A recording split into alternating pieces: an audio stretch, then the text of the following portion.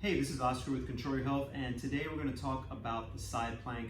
Specifically, how can we make some modifications if you're not ready for a full side plank? The first thing we want to think about is how many bases of support do we need to meet you where you're at.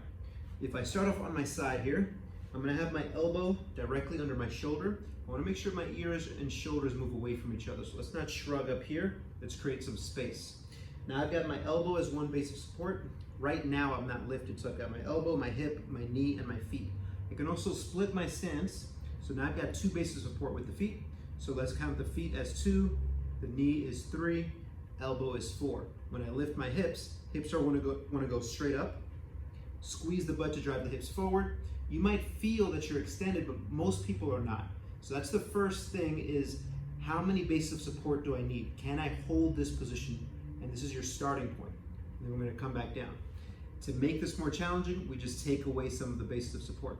So the first thing that I like to do actually is straighten my body out, bend the bottom knee, and then have it bent 90 degrees, and the top leg is on top like so. And from here now, this makes it a little bit more challenging for the side plank. Still, hips are going to come straight up to the ceiling, and I still want to squeeze my butt to drive it forward, as if I'm being shot out of a cannon. And I'm going to keep that elbow right under the shoulders.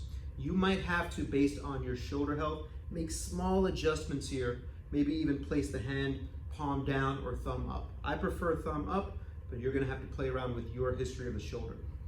The next step then is, of course, to straighten out both legs, and again, split your stance to begin with, because now I've got the two bases of support with the feet and my elbow. Hips go straight up, squeeze my butt to drive the hips forward, and that's a side plank.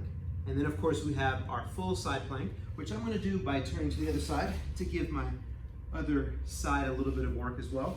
So again, elbow is going to be directly under the shoulder. I want to create space here.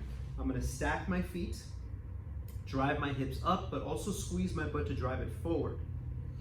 And then we can make it more challenging by reaching forward, protracting that shoulder blade, squeezing the butt.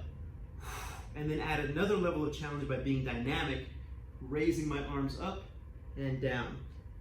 Always thinking of a string, pulling that hip up, squeeze your butt to drive forward.